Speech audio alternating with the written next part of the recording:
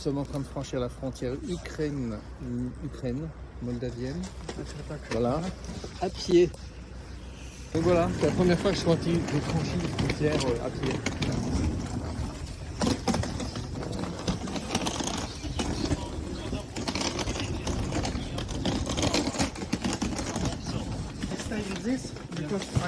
No, no police? Ah? No police? Maybe Ah, okay. this. Okay. We have to go now. Ah? Where we have to go?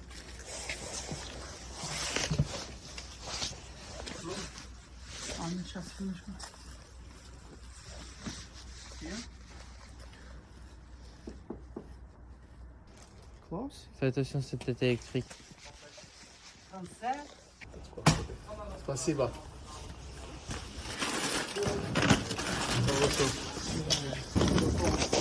Shalom. Baruch Hashem.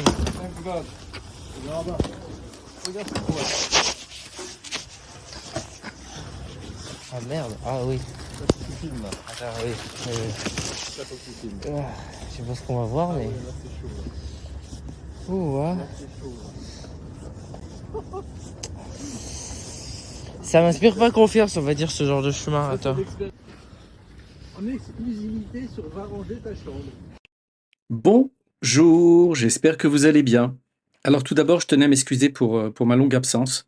J'ai reçu pas mal de messages qui s'inquiétaient pour moi. Je suis désolé. Et vous allez comprendre maintenant pourquoi j'ai pas publié depuis quelques semaines. Alors aujourd'hui, je vous invite à me suivre dans une expérience, un voyage au centre de l'Ukraine. Et oui, je reviens d'Ukraine, de la ville de Ouman plus précisément. Et pour faire simple, je suis parti d'un pays en guerre, Israël, pour aller vers un autre pays en guerre, l'Ukraine. Et je vous propose aujourd'hui de me suivre dans cette expérience.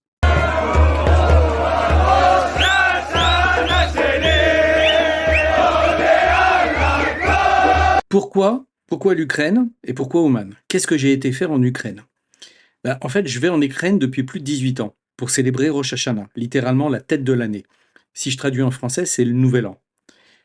Et la première fois que j'ai été à Ouman, il n'y avait pas d'internet, il n'y avait pas accès à internet et il n'y avait pas d'eau chaude. Voilà. Alors, Rosh Hashanah, ça n'a rien à voir avec le passage entre le 31 décembre et le 1er janvier du calendrier grégorien.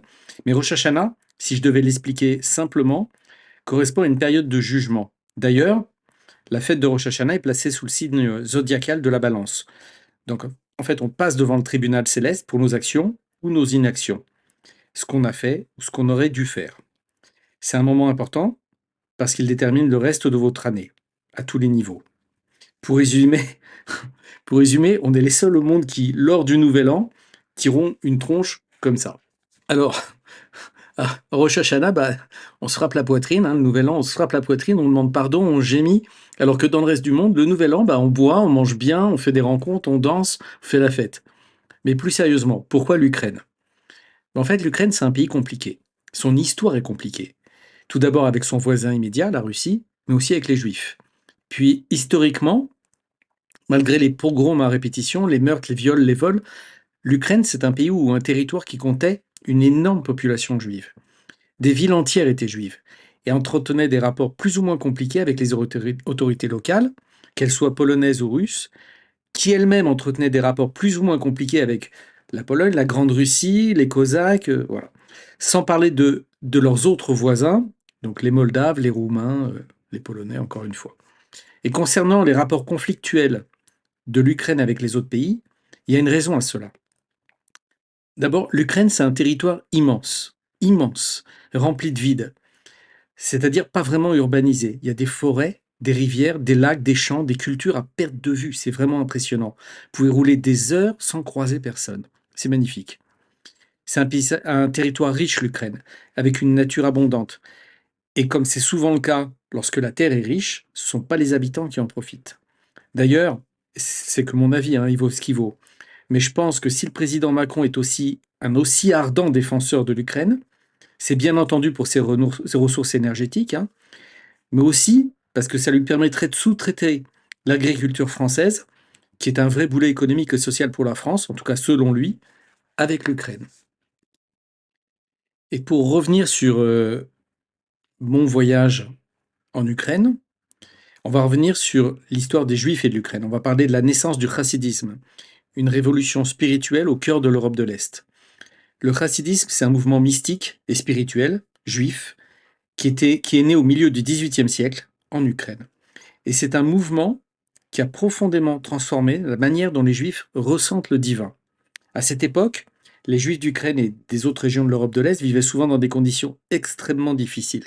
Ils étaient marginalisés, isolés, pauvres, et surtout victimes de violents pogroms et des guerres entre les différents royaumes. On était toujours mal placés, on va dire. La vie religieuse juive était très centrée sur l'étude, profondément intellectuelle, avec l'étude principalement de la Torah et du Talmud, qui est une étude difficile, et donc pas forcément à la portée de tout le monde.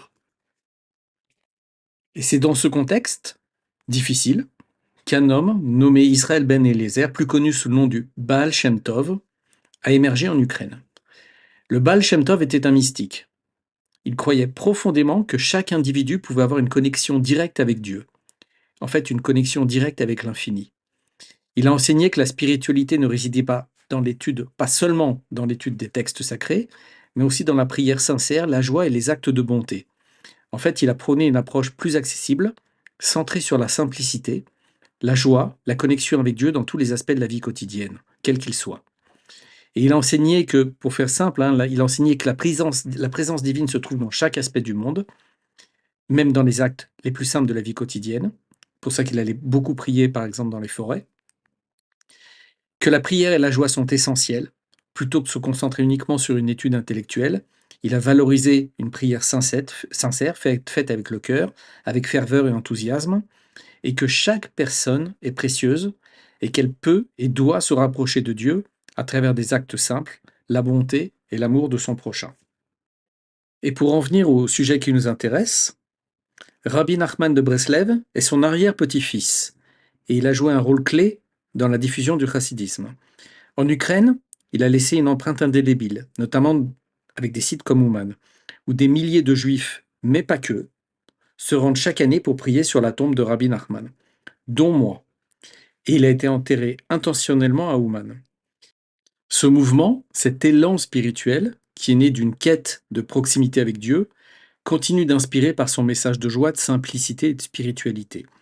Même dans les moments les plus difficiles, la foi et la communauté peuvent apporter de la lumière et de l'espoir.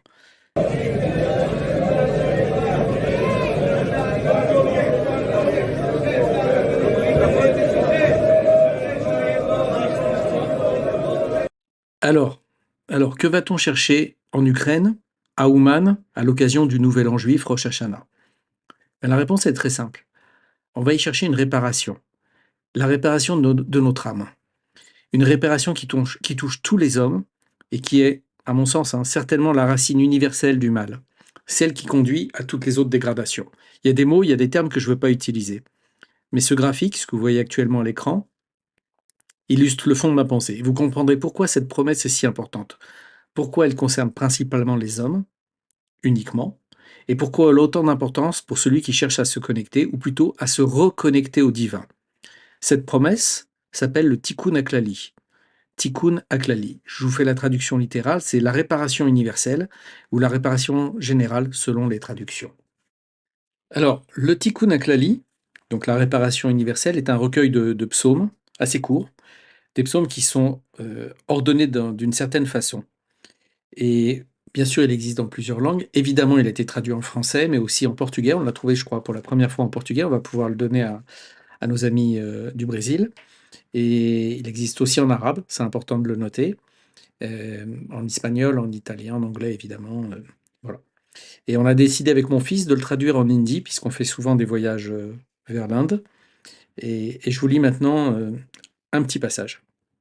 Donc, Rabbi Nachman de Breslev a révélé: ce secret n'a pas été divulgué depuis la création du monde. J'aurais voulu éliminer cela complètement, mais c'est impossible, aussi bien matériellement que spirituellement. Et devant 2 témoins, il a continué son enseignement en indiquant: quiconque viendra sur ma tombe et récitera les 10 psaumes, puis donnera une petite pièce pour l'aumône, alors je m'efforcerai, je me mettrai en long et en large pour le sauver et le réparer. Puis, il a demandé à ce que l'on fasse connaître cela à tout le monde. Et en fait, ce que ça veut dire, c'est que nous sommes prisonniers. Il n'y a pas d'autre mot. On est prisonnier de notre cerveau et d'un environnement extérieur, de la société.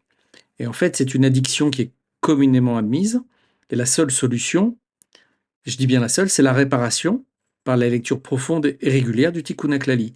En fait, on parle d'un niveau de conscience et de confiance. La conscience, c'est de comprendre qu'on est malade. Et la confiance, c'est de se dire, un petit peu comme quand vous allez voir le médecin, hein, si vous avez un petit bobo, c'est de se dire, voilà, toi, tu es le médecin Rabbi Nachman de Breslev, tu es le médecin de l'âme, et je viens chez toi, comme tu me l'as demandé, pour me faire soigner. Voilà, ça c'est le principe. Alors, qui va au Man? En fait, beaucoup de monde, de plus en plus de monde.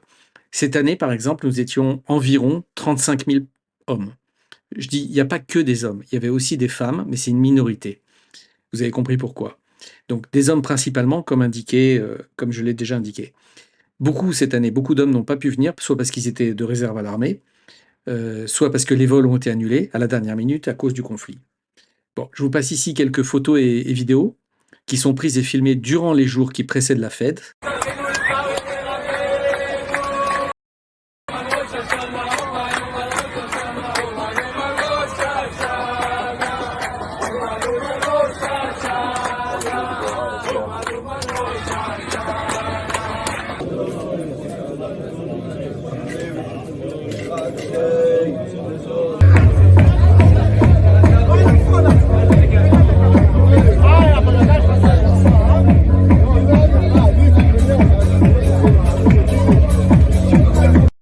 Alors, je vous ai indiqué que il y avait que des hommes, principalement juifs, mais pas que, pas que.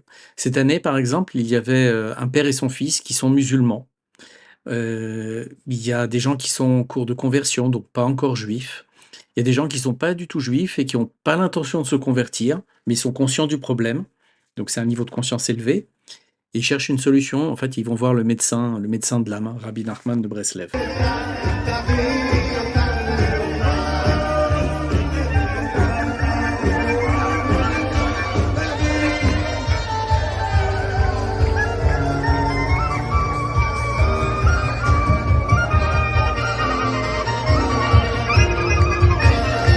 Donc avant les jours de prière, où l'ambiance est évidemment complètement différente.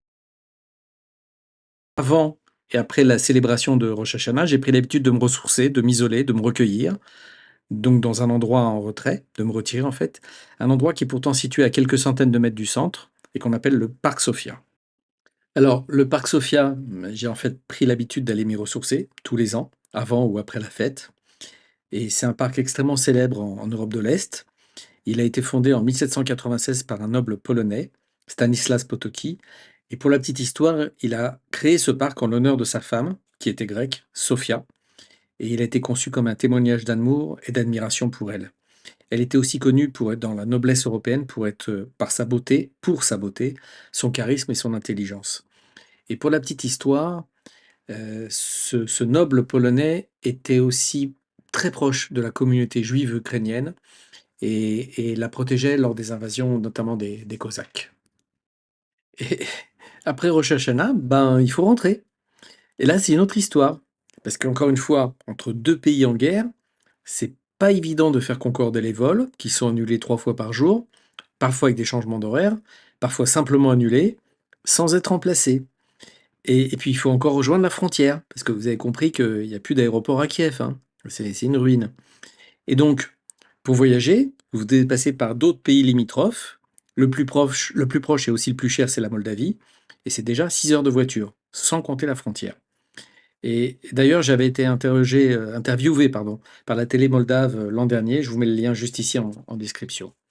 Alors, cette année, c'était un petit peu plus compliqué parce qu'avec les couvre-feux, les changements, les annulations de vols, on a dû voyager de nuit jusqu'à la frontière moldave, qu'on a dû traverser à pied, puis prendre un autre driver pour rejoindre l'aéroport de Chisinau. Alors, c'était marrant, sincèrement, mais c'était quand même risqué. Et traverser un vieux pont en métal datant de l'ère communiste, de nuit, sans éclairage, si ce n'est les lumières du téléphone, ça m'a fait penser à ces films de guerre où on voit des ponts, justement. Sauf que là, c'était pas un film. Attends, oui. Je sais pas ce qu'on va voir, mais... Ouh, ouais. Ça m'inspire pas confiance, on va dire, ce genre de chemin. Attends. L'expérience. Voilà, là on voit mieux. Hop. Attention, on marche. Yeah. Là, il y a de l'eau. Enfin, je sais pas ce qu'il y a.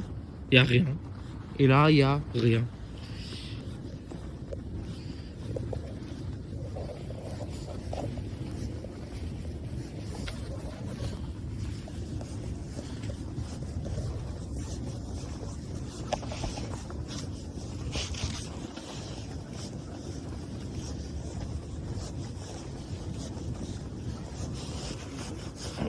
Bah, tu les vois là sur le côté droit? Tu les vois à droite? Oui, ils nous attendent.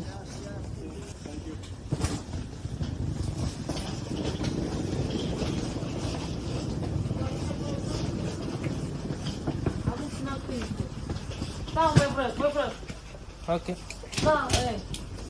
Alors, pour résumer, pourquoi on va là-bas, pourquoi on se met en danger et pourquoi Rosh Hashanah? Rosh Hashanah, c'est le début de l'année, c'est l'embryon, celui par qui tout débute, celui qui va grandir, qui va se développer, dans la joie de vivre, pleinement. Mais c'est surtout parce que Rabbi Nachman de Breslev a dit de venir le voir à Ouman, à Rosh Hashanah. Et en fait, on ne discute pas avec lui. Et le danger? En fait, on considère qu'il n'existe pas. Même avec 3 alarmes, 3 sirènes par jour, parce que l'âme est éternelle. Et en prendre soin, soigner son âme, c'est le meilleur investissement qu'on puisse faire dans ce monde. Bien sûr, ça, vous ne l'apprenez pas à l'école. Et bien sûr, il faut aussi préserver et prendre soin de son corps, c'est évident, parce que le corps, c'est le véhicule dans ce monde. Mais on sait tous comment ça va se terminer. L'âme, par contre, c'est là que la partie se joue. Et Ouman, c'est le seul endroit au monde où on peut voir des têtes de vraiment, hein, de toutes les formes, de toutes les couleurs, et où chacun est en paix, dans la joie et dans l'unité avec son prochain. La flamme que vous voyez maintenant à l'écran, c'est pas un symbole du feu, mais d'une étincelle divine qui est présente en chacun de nous. Et cette étincelle, au moment venu, cette étincelle provoquera un feu de forêt qui signifie la délivrance, ce qu'on appelle en hébreu la Géoula. Et pour conclure ce podcast, je voulais vous citer encore une fois Rabbi Nachman, qui a dit que sa petite flamme brûlera jusqu'à l'arrivée du Messie. Et c'est en attendant patiemment sa venue, très proche si Dieu le veut, que nous nous rendons à Ouman, à Rosh Hashanah. Et comme à mon habitude, je vous souhaite plein de bonnes choses, que Dieu vous bénisse, que Dieu vous garde. Prenez soin de vous, prenez soin de ceux qui vous aiment, et je vous souhaite Shana Tova, une bonne année à tous et à toutes.